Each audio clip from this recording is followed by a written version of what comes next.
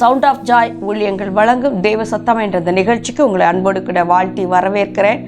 இந்த நாளிலும் கூட உங்களோடு கூட தேவனுடைய வார்த்தையை பகிர்ந்து கொள்ளும்படி தேவன் எனக்கு கொடுத்த அந்த கிருபைக்காக நான் கர்த்தரை ஸ்தோத்தரிக்கிறேன். ஆண்டவராகிய இயேசு கிறிஸ்துவின் நாமத்தினாலே தேவனுடைய கிருபை உங்கள் அனைவரோடு கூட இருப்பதாக என்று சொல்லி வாழ்த்துகிறேன். போன வாரத்திலும் கூட ஏன் கல்யாண வீட்டிற்கு இயேசு கிறிஸ்து வந்தார், ஏன் முதலாவது கல்யாண வீட்டை தேவன் தெரிந்து கொண்டார் என்று பார்த்தோம். ஏதேனிலே ஒரு கல்யாண வீடு இருந்தது. ஆதாம் ஏவாள் என்ற மணவாளனையும் மணவாட்டியும் கர்த்தர் உருவாக்கினார். ஆனால் அவர்கள் பாவம் செய்தது நிமித்தம் தேவனோடு கூட உள்ள உறவு, அந்த குடும்பத்தின் ஐக்கியம் அங்கு போனது. அதனாலே அவர்கள் தோற்று போனார்கள், அங்கிருந்து துரத்தப்பட்டார்கள். பிந்தின் ஆதாமாகிய இயேசு கிறிஸ்து இப்பொழுது அந்த சபைக்கு தலையாக மாறுகிறதான காரியத்தை நாம் பார்த்தோம். இப்பொழுது பிந்தின் ஆதாமாகிய இயேசு கிறிஸ்து தன்னுடைய சபையாகிய மணவாட்டியை எப்படி ஆயத்தம் செய்தார்? கரைத்திரையற்ற மணவாட்டியாக பெற்றுக்கொள்ளும்படி தம்மை தாமே அதற்காக ஒப்பு கொடுத்து மறுபடியுமாக அந்த மணவாட்டியாகிய குடும்பமாகிய அந்த சபையை மறுபடி தேவன் பெற்றுக்கொண்டு இப்போ தேவனோடு எந்த மகிமை இழந்து போனோமோ அந்த மகிமைக்குள்ளாக மறுபடியும் கர்த்தர் குடும்பங்களை கொண்டு வருகிறதான காரியத்தை இயேசு கிறிஸ்து அதற்காகவே தம்மை தாமே ஒப்பு கொடுத்தார் என்ற காரியத்தை நாம் அறிந்து கொண்டோம். அதனால்தான் திருமண வீட்டை ஆண்டவர் முதலாவதாக தெரிந்து கொண்டார் என்று சொல்லி பார்த்தோம்.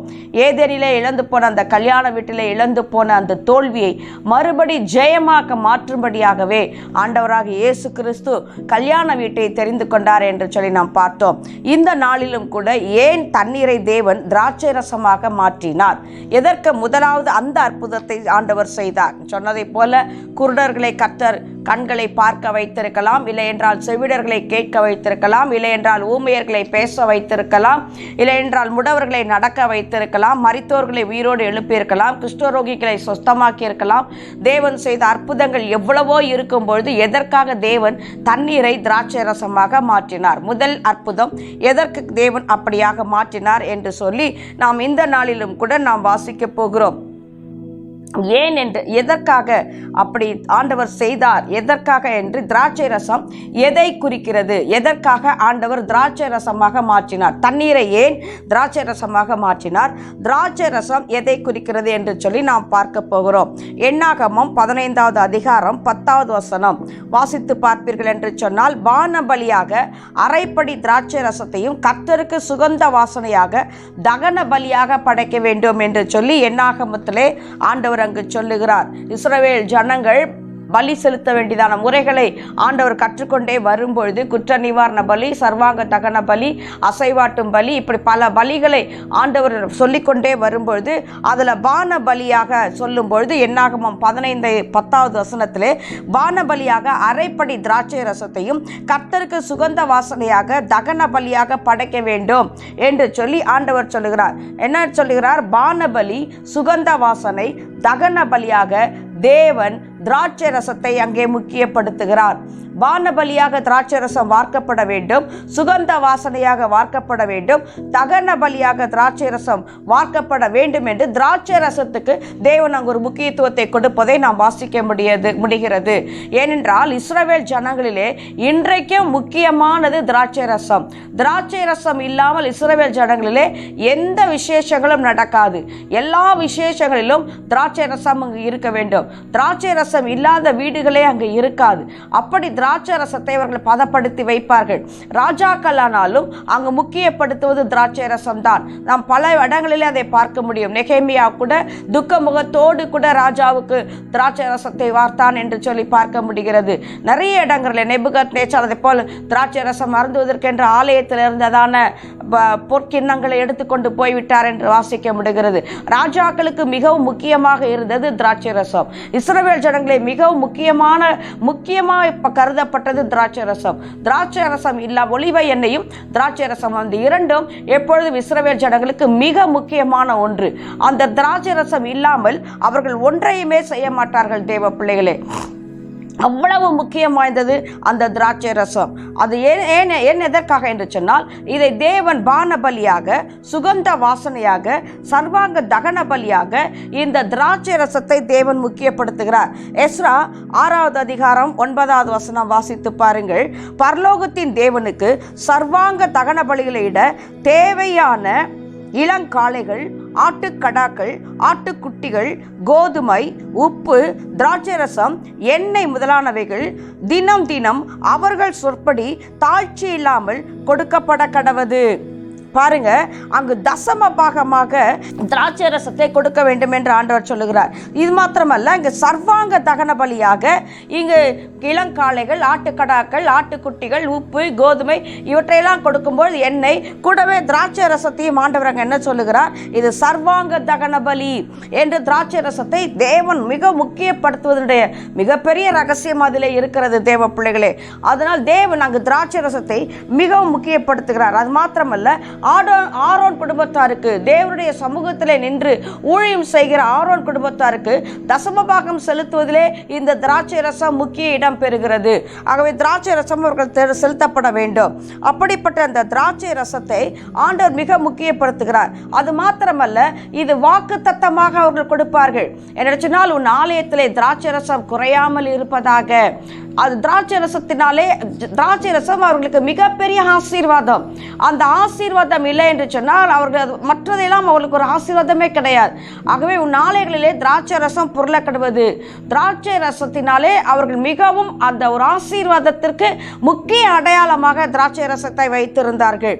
அதனால்தான் யாக்கோபு பாருங்க, அங்கே ஈசாக்கு பாருங்க, யாக்கோபை வாழ்த்தும் போது கூட முக்கியமாக ஒரு வார்த்தை சொல்லி வாழ்த்துகிறார். ஆதியாகமம் 27வது அதிகாரம் 37வது வசனம், யாக்கோபை எண்ணெயினாலும் திராட்சை ரசத்தினாலும் ஆதரித்தேன். பாருங்க, அழகாக இங்கு ஆண்டவர் ஒரு படத்தை கொண்டு வருகிறார். யாக்கோபை எண்ணெயினாலும் திராட்சை ரசத்தினாலும் ஆதரித்தேன் என்று சொல்லுகிறார். அங்கே ஏசா வந்து கேட்கும்பொழுது, அப்பா என்ன ஆசீர்வாதம் மாற்றி சொல்லிட்டீங்களே என்று சொல்லி கேட்கும்பொழுது, எனக்கு ஒரு ஆசீர்வாதமே இல்லையான்னு சொல்லும் பொழுது அந்த இடத்துல ஈசாக்கு யாக்கோபை குறித்து சொல்லுகிறார், யாக்கோபை எண்ணெயினாலும் திராட்சை ரசத்தினாலும் ஆதரித்தேன். அப்பொழுது ஏசா கேட்கிறான், வேறு ஆசீர்வாதங்கள் உம்மிடத்திலே இல்லையா என்று சொல்லி. அவ்வளவு இந்த திராட்சை ரசத்தினாலே வருகிற ஆசீர்வாதம் மிகவும் முக்கியமாக இருந்தது. அவ்வளவு பெரிய ஒரு ஆசீர்வாதமாக அந்த திராட்சை ரசம் அங்கு கருதப்பட்டது. யாக்கோபுவினுடைய ஆசீர்வாதம் இந்த திராட்சை ரசம். அது மாத்திரமல்ல, ஆதியாகமம் 49வது அதிகாரம் 11வது வசனம் வாசித்து பாருங்கள். அங்கு யூதாவை குறித்து யாக்கோபு ஒவ்வொரு கோத்திரமாக ஆசீர்வதித்து கொண்டே வருகிறார். தன்னுடைய மரண நாள் நெருங்கும் பொழுது ஒவ்வொரு கோத்திரத்தையும் அழைத்து அங்கு ஆசீர்வாதம் கொடுத்து கொண்டே வருகிறார். அப்பொழுது யூதாவுக்கு ஆண்டவர் அங்கு யாக்கோபு ஆசீர்வதிக்கும் பொழுது ஆதியாகமம் 49:11வது வசனம் அதனுடைய பின்பகுதி, யூதா திராட்சை ரசத்திலே தன் வஸ்திரத்தையும், நன்றாக கவனமாக அந்த வசனத்தை பாருங்கள், ஆதியாகமம் 49:11 பின்பகுதி, யூதா திராட்சை ரசத்திலே தன் வஸ்திரத்தையும் திராட்சை பழங்களின் ரத்தத்திலே தன் அங்கியையும் தோய்ப்பான். இவ்வாறு பாருங்க, எவ்வளவு அழகா யாக்கோபு முன் அறிந்து யூதாவின் செங்கோல் யூதாவை விட்டு நீங்குவதில்லை என்று சொல்லி இயேசு கிறிஸ்துவை குறித்து எப்படி அவர் தீர்க்க தரிசனமாக சொன்னாரோ அதை போலவே இங்கு ஒரு தீர்க்க தரிசனம் வருகிறது யூதாவிற்கு. அங்கு சொல்றார் பாருங்க, யூதா திராட்சை ரசத்தினாலே தன் வஸ்திரத்தையும் திராட்சை பழங்களின் ரத்தத்தினாலே தன் அங்கியையும் தோய்ப்பான் என்று ஆதியாகமம் 49:11 மிக அழகாக, மிக தெளிவாக அங்கு யாக்கோபு தீர்க்க தரிசனமாக சொல்லுகிறார். இயேசு கிறிஸ்துடைய ரத்தத்தினாலே யூதா வஸ்திரத்தை தோய்க்க வேண்டும் என்று இயேசு கிறிஸ்து ரத்தம் சிந்துவதை குறித்து அந்த இடத்திலே அவர் தீர்க்க தரிசனமாக, ஆசீர்வாதமாக அங்கு யாக்கோபு சொல்லுகிறதான ஒரு காரியத்தை வாசிக்க முடியுது. இந்த யூதா கோத்திரத்தான் நம்ம அருமை ஆண்டவராகிய இரட்சகர் இயேசு கிறிஸ்து பிறந்தார். சோ இங்கு திராட்சை ரசம் இயேசு கிறிஸ்துவுடைய ரத்தத்திற்கு அடையாளமாக சொல்லப்படுவதனால் தான் முதலாவது இயேசு கிறிஸ்து தண்ணீரை திராட்சை ரசமாக மாற்றினார். ஹல்லேலூயா! அவர் எதற்காக இந்த பூமிக்கு வந்தார்? அதற்கு இயேசு தம்முடைய ரத்தத்தை சிந்தும்படியாகத்தான், பரிசுத்தமான ரத்தத்தை சிந்தும்படியாகத்தான் ஆண்டவராக இயேசு கிறிஸ்து இந்த உலகத்திற்கு வந்தார். அதனுடைய அடையாளமாகத்தான் திராட்சை ரசம் அந்த நாட்களில் இருந்து சொல்லப்படுகிறது. அதனால்தான் இஸ்ரவேல் ஜனங்களிலே திராட்சை ரசம் மிகப்பெரிய ஆசீர்வாதமாக கருதப்படுகிறது. யார் ஆசீர்வதித்தாலும் இந்த வார்த்தை சொல்லாமல் இருக்கவே மாட்டார்கள். அப்படி ஆண்டவர் அங்கு ஆசீர்வதிக்கிறதை, ஆசீர்வாதத்தை நாம் பார்க்க முடிகிறது. அவ்வளவு ஒரு முக்கியமாக திராட்சை ரசம் சொல்லப்படுகிறது. அது மட்டுமல்ல, ஆண்டவராக இயேசு கிறிஸ்து தன்னை குறித்து சொல்லும் பொழுது சொல்லுகிறார், யோவான் 15வது அதிகாரம் 1வது வசனம், நானே மெய்யான திராட்சை செடி, என் பிதா தோட்டக்காரர். அங்கு பாருங்க, இயேசு கிறிஸ்து தன்னை வெளிப்படுத்துகிறார், நானே மெய்யான திராட்சை செடி. என்ன சொல்லி வருகிறார்? ஆண்டவர் தான் திராட்சை செடி, இயேசு கிறிஸ்து தான் திராட்சை செடி. அந்த திராட்சை செடியிலே நாம் நிலைத்திருக்கிற கொடிகளாக இருக்கிறோம். நாம் மிகுந்த கனிகளை கொடுக்கும்படி ஆண்டவர் அதை சுத்தம் செய்கிறார் என்று சொல்லி அந்த அதிகாரம் வாசிக்க முடிகிறது. என்னிலே நிலைத்திருந்தால் நீங்கள் அதிக கனிகளை கொடுப்பீர்கள் என்று சொல்லி தொடர்ந்து அங்கு ஆண்டவர் பேசிக்கொண்டே வருவார். ஆனால் இங்கு ஆண்டவராக இயேசு சொல்லுகிறார், நானே மெய்யான திராட்சை செடி. அந்த செடியிலே இணைக்கப்பட்டவர்கள் கனிகளை கொடுப்பார்கள். தேவனுடைய பிள்ளைகளே, அதன் பின்பு அது மாத்திரமல்ல, மத்தேயு 26வது அதிகாரம் 27, 28 ஆண்டவர் என்ன சொல்லுகிறார் பாருங்கள். மத்தேயு 26வது அதிகாரம் 27, 28. பின்பு பாத்திரத்தையும் எடுத்து ஸ்தோத்திரம் பண்ணி அவர்களுக்கு கொடுத்து, நீங்கள் எல்லோரும் இதிலே பானம் பண்ணுங்கள், இது பாவ மன்னிப்பு உண்டாகும்படி அநேகருக்காக சிந்தப்படுகிற புதிய உடன்படிக்கைக்குரிய என்னுடைய இரத்தமாயிருக்கிறது. ஹல்லேலூயா சொல்லுங்கள். ஆண்டவர் அது மாத்திரம் அங்கு சொல்லப்படவில்லை. தண்ணீரை ஏன் ஆண்டவர் ரசமாக மாற்றுகிறார் என்று சொன்னால், தண்ணீர் பழைய ஏற்பாடை குறிக்கிறது, திராட்சை ரசம் புதிய ஏற்பாட்டை குறிக்கிறது. தண்ணீர் பழைய பிரமாணங்களை, நியாய பிரமாணங்களை குறிக்கிறது. திராட்சை ரசம் இயேசு கிறிஸ்துவின் இரத்தத்தினால் உண்டான கிருபையை குறிக்கிறது. தேவ பிள்ளைகளே, தண்ணீரை தேவன் ரசமாக மாற்றினதுடைய மிகப்பெரிய ரகசியம் இதுதான். ஏதோ விளையாட்டாக அவர்கள் குடித்து மகிழ வேண்டும், அவர்கள் குடித்து தன்னை மறந்து இருக்க வேண்டும் என்று தவறான உபதேசம் கேட்டதை போல அப்படிப்பட்ட நோக்கத்திற்கு அல்ல ஆண்டவர் அங்கு திராட்சை ரசத்தை மாற்றினது. ஆண்டவர் தண்ணீரை திராட்சை ரசமாய் மாற்றினது. இப்படி இதன்படி தீர்க்க தரிசனத்தின் நிறைவேறுதலாகத்தான் ஆண்டவர் அந்த இடத்திலே திராட்சை ரசத்தை, தண்ணீரை திராட்சை ரசமாக மாற்றினார். தேவ பிள்ளைகளே, ஆண்டவர் அங்கு செய்கிற காரியத்தை பார்த்தீர்களானால், அவர் சொல்லுகிறார், இந்த பாத்திரத்தை எடுத்து சீஷர்களிடத்திலே வந்து அவர் தன்னை சிலுவையிலே அறைய போவதற்கு முன்பாக அந்த பஸ்கா பலியை அந்த வேதத்திலே நீங்கள் வாசித்து பார்த்தால் லூக்கா 22வது அதிகாரம் 15வது வசனம், அப்பொழுது அவர் அவர்களை நோக்கி, நான் பாடுபடுவதற்கு முன்னே உங்களோடு கூட இந்த பஸ்காவை புசிக்க மிகவும் ஆசையாயிருந்தேன். பாருங்க, பஸ்காவை புசிக்க ஆண்டவராகிய இயேசு கிறிஸ்து மிகவும் ஆசையாக இருந்தாராம். தன்னையே பலியாக்குவதற்கு. பஸ்கா எதை குறிக்கிறது? பலியிடப்படுவதை குறிக்கிறது. இஸ்ரவேல் ஜனங்கள் எகிப்து தேசத்திலிருந்து வெளியே வரும்பொழுது 1 வயது ஆட்டுக்குட்டியை அடைத்து அந்த பஸ்கா பலியை எப்படி புசிக்க வேண்டும் என்று சொல்லி ஆண்டவர் நியமனத்தை குறிக்கிறார். இப்பொழுது ஆண்டவராக இயேசு கிறிஸ்து சொல்லுகிறார், தன்னையே நித்திய பலியாக, ஜீவ பலியாக ஒப்பு கொடுக்க போகிறவர் அதை சொல்லுகிறார், இந்த பஸ்கா பலியை புசிப்பதற்கு நான் மிகவும் ஆசையாக இருந்தேன். அல்லேலூயா. இந்த வசனத்தை வாசிக்கும் பொழுது எனக்கு மிகவும் என்னுடைய இருதயம் நொறுக்கப்பட்டது. ஆண்டவர் எனக்காக சிலுவையிலே பாடுபடும் பொழுது சந்தோஷமாக இருந்தாராம். நமக்காக அடிக்கப்படும் பொழுது அவர் சந்தோஷமாக இருந்தாராம். எப்பொழுது அடிக்கப்படுவோம் என்று, எப்பொழுது நாம் அந்த பலியாக மாறுவோம் என்று சொல்லி ஆண்டவராக இயேசு கிறிஸ்து மிகவும் ஆசையாயிருந்தார் என்று சொல்லுகிறது. எபிரேயர் 12வது அதிகாரம் 2வது வசனம் வாசித்து பாருங்கள். தமக்கு முன்பாக வைக்கப்பட்ட சந்தோஷத்தின் பொருட்டு சிலுவையை அவமானமாக எண்ணாமல் நமக்காக அவர் சிலுவை சகித்தார் என்று வேதம் சொல்லுகிறது. அவருக்கு முன்பாக வைக்கப்பட்ட சந்தோஷம் எது? நீங்களும் நானும் தான் அவருக்கு முன்பாக வைக்கப்பட்ட சந்தோஷம்.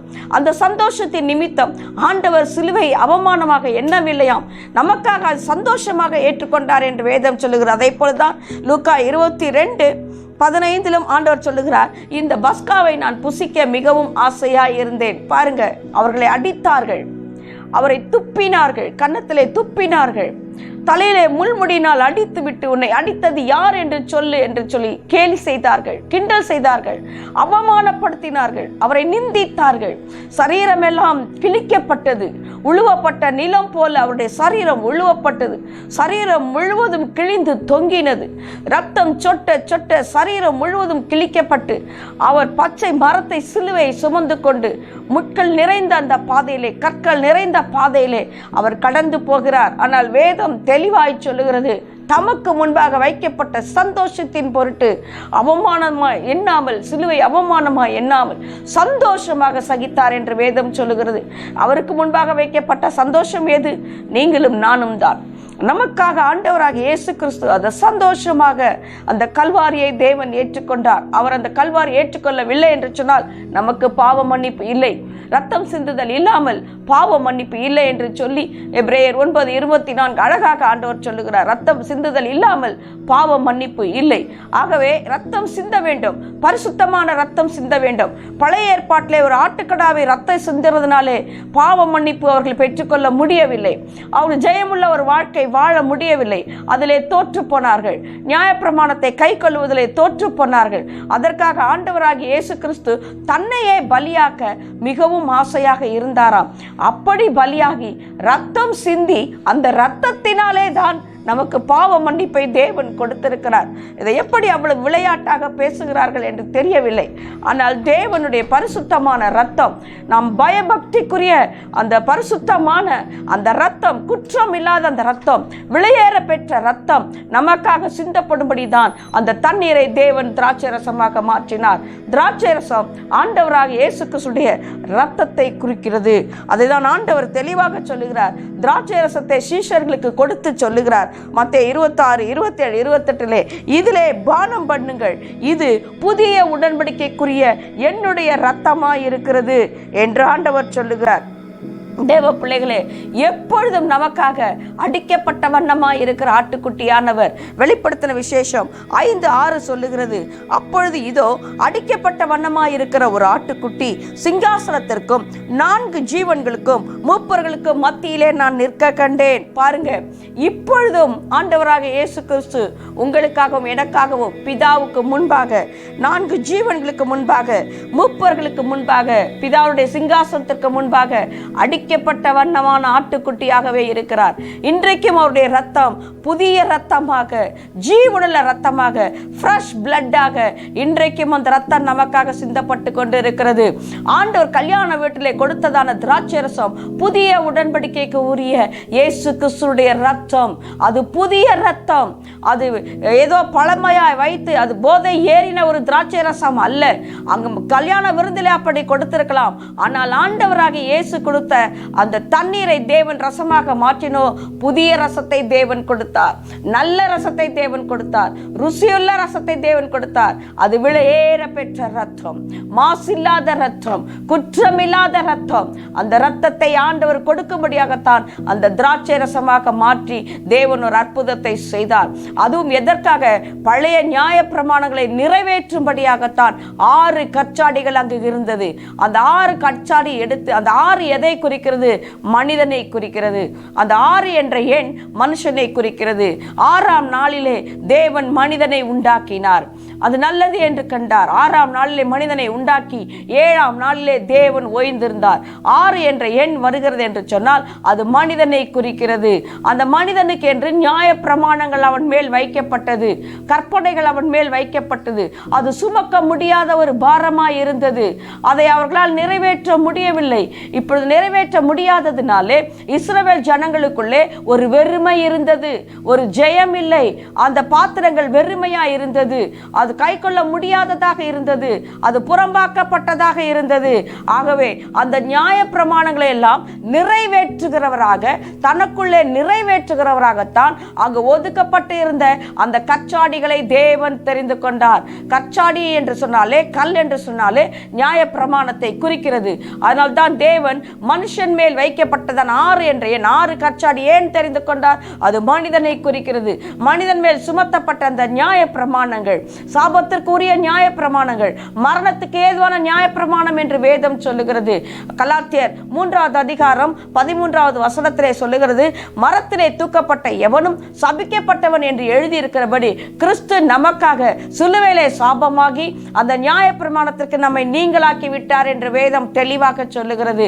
தேவனுடைய பிள்ளைகளே, அந்த சாபத்தை எல்லாவற்றையும் நீக்கும்படியாக, மனிதனில் சுமத்தப்பட்ட அந்த சாபத்தை நீக்கும்படியாக ஆண்டவர் 6 கற்சாடிகளை தெரிந்து கொண்டார். தெரிந்து கொண்டு அந்த தண்ணீரை திராட்சை ரசமாக மாற்றுகிற ஒரு காரியத்தை நம்மால் வாசிக்க முடிகிறது.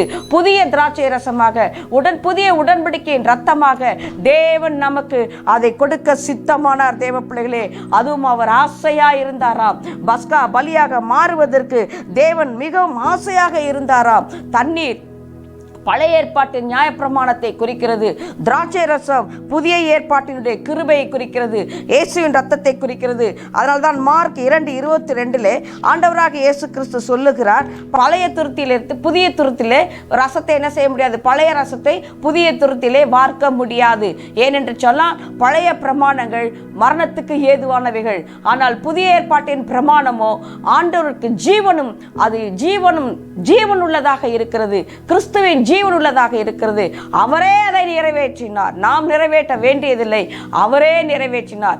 எல்லா நியாய பிரமாணங்களையும் நமக்கு ஆண்டவர் நிறைவேற்றி புதிய ஏற்பாட்டின் உடன்படிக்கை, இப்பொழுது நமக்கு கொடுக்கப்பட்ட ஒரே உடன்படிக்கை புதிய ஏற்பாட்டின் உடன்படிக்கைக்குரிய இரத்தத்தை நாம் பானம் பண்ணுவது மாத்திரமே. ஹல்லேலூயா!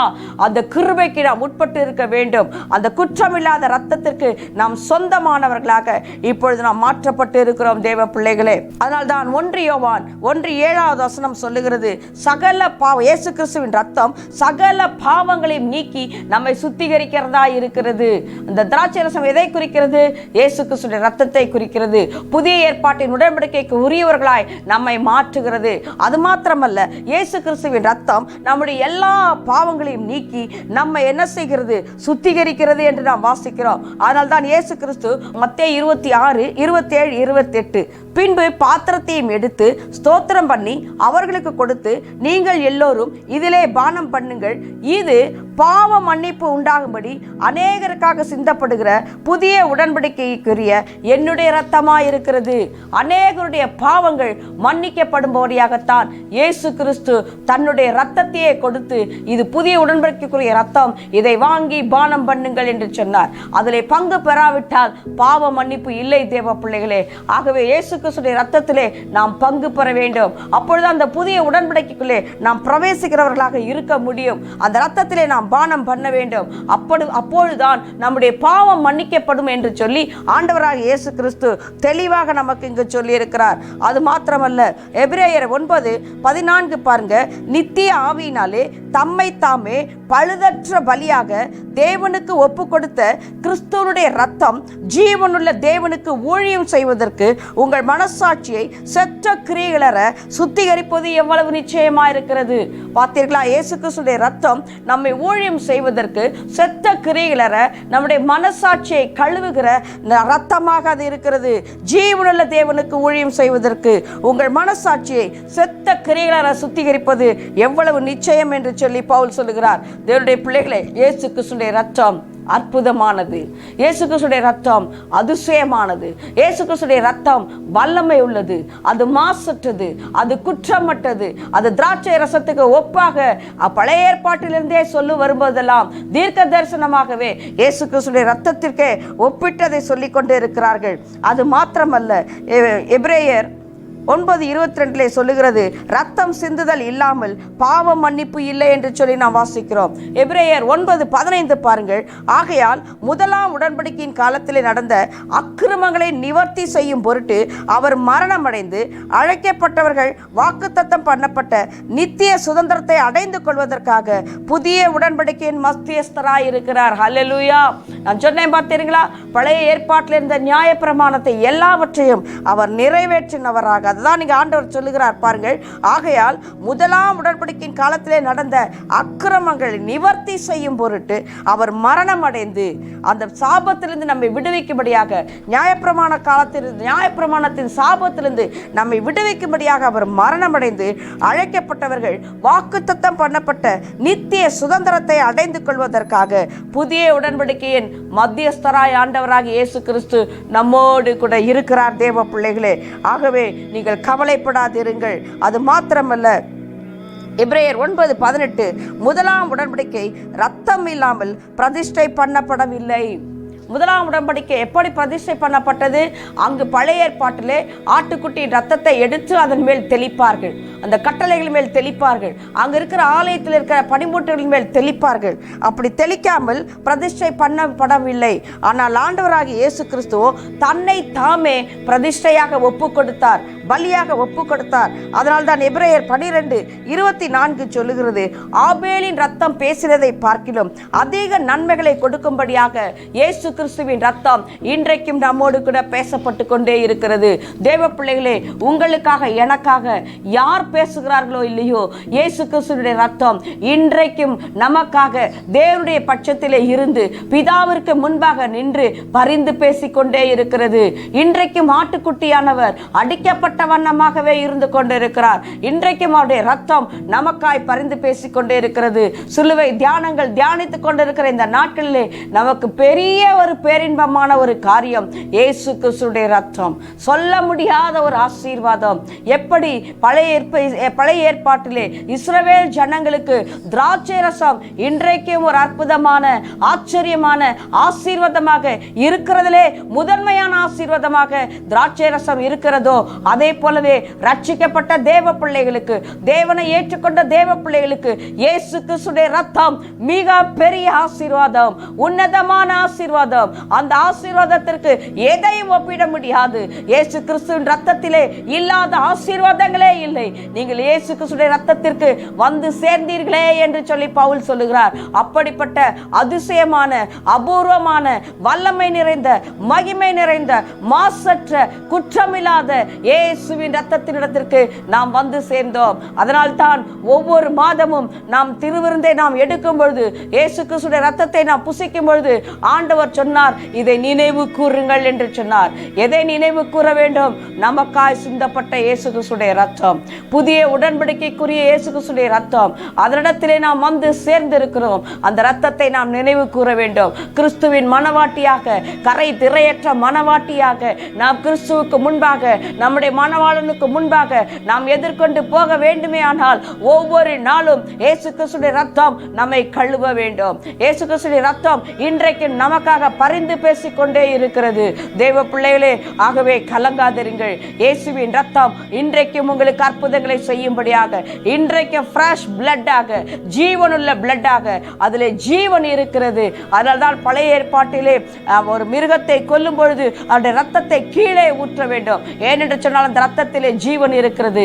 உனக்காக எனக்காக கடைசி சொட்டு ரத்தம் வரைக்கும் ஆண்டவராகிய இயேசு கிறிஸ்து தான் தன்னுடைய ரத்தத்தை சிந்தினார். முதலாவது கெத்செமனே தோட்டத்திலே வியர்வை துளிகள் ரத்த துளிகளாக மாற ஆண்டவராகிய இயேசு கிறிஸ்து தன்னுடைய ரத்தத்தை நமக்காக சிந்தினார். இரண்டாவது அங்கு அரண்மனையிலே, பிலாத்துவின் அரண்மனையிலே சவுக்கிலே அடிக்கப்படும் பொழுது, முள்முடி சுட்டப்படும் பொழுது ரத்தத்தை சிந்தினார். அடுத்ததாக கல்வாரியிலே ஆண்டவர் அறையப்படும் பொழுது, கைகளிலே கால்களிலே ஆணிகள் அடையப்படும் போது அவர் நமக்காக ரத்தம் சிந்தினார். தேவ பிள்ளைகளே, எதற்காக? உங்களுக்காக எனக்காக நாம் வாசித்தோம். அதற்காக தேவன் ஆசையாக இருந்தாராம். நமக்காக பலியாவதற்கு, ஆண்டவர் இந்த பஸ்கா பலியை புசிப்பதற்கு ஆண்டவர் அவ்வளவு ஆசையா இருந்தாராம். அதனால்தான் ஆண்டவர் சொல்லுகிறார், ஜீவ அப்பம் நானே என்று சொல்லி அந்த அப்பத்தை புசிப்பதற்கு ஆண்டவர் மிகவும் ஆசையாக இருந்தாராம். தன்னையே ஊற்றி கொடுப்பதற்கு மிகவும் ஆசையாக இருந்தாராம். உங்களுக்காகவும் எனக்காகவும் ஆண்டவர் சிலுவை சகித்த பொழுது மிகவும் சந்தோஷமாக இருந்தாராம். தம்முடைய ஆத்தும வருத்தத்தின் பலனை அவர் கண்டு திருப்தி அடைந்தார் என்று ஏசாயா 53:10 சொல்லுகிறது.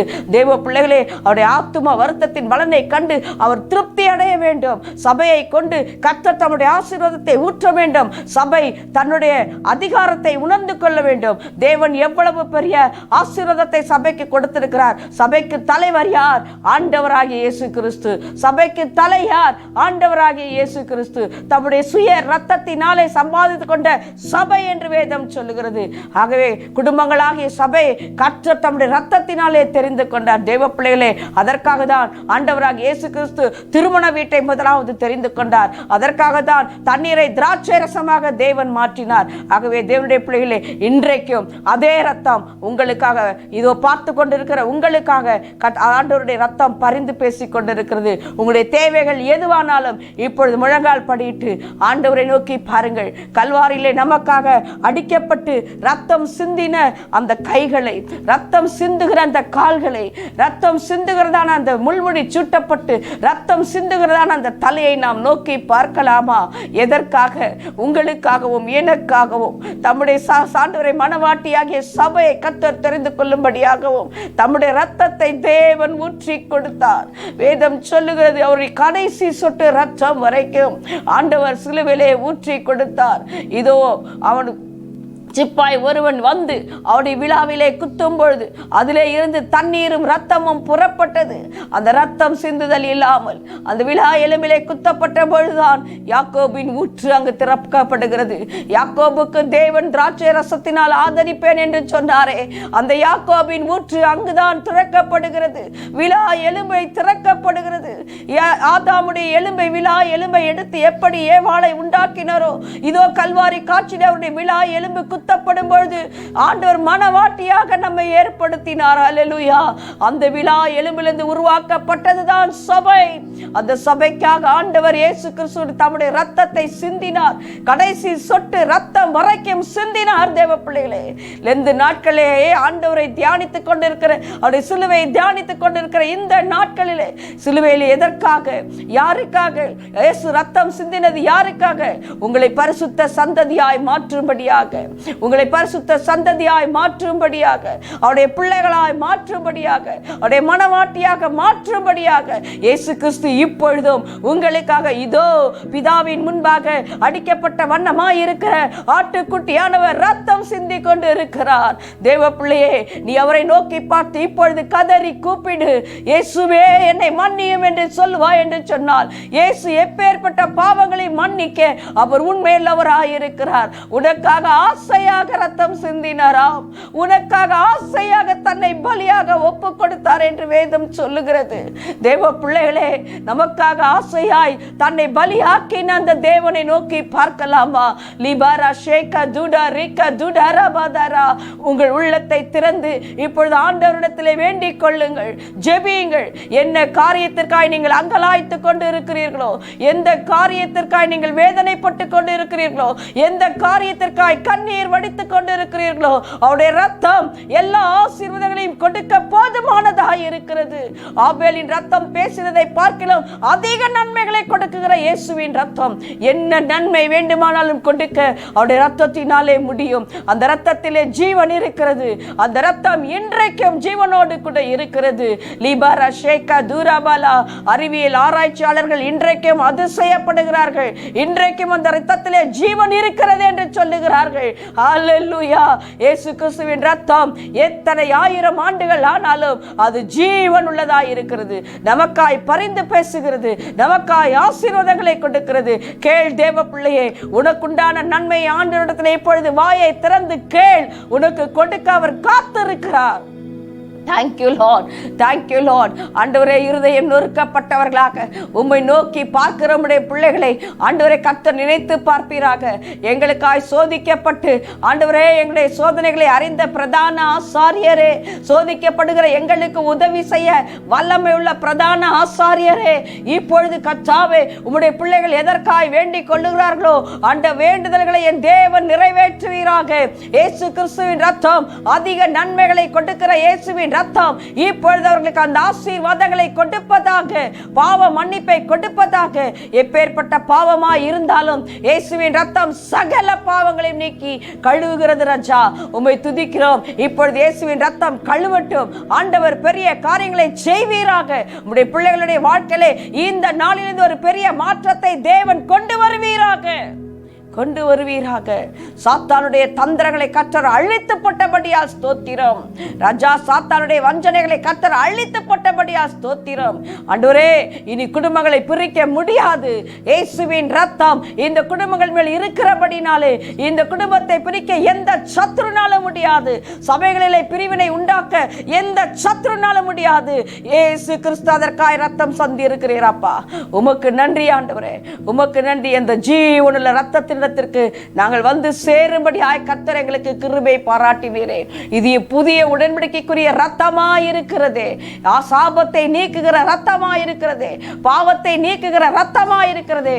உமக்கு நன்றி செலுத்துகிறோம். உம்முடைய சகல ஆசீர்வாதத்தினாலும், இம்மைக்குரிய மறுமைக்குரிய ஆவிக்குரிய சகல ஆசீர்வாதத்தினாலும் ஜனங்களை கர்த்தர் ஆசீர்வதிப்பீராக.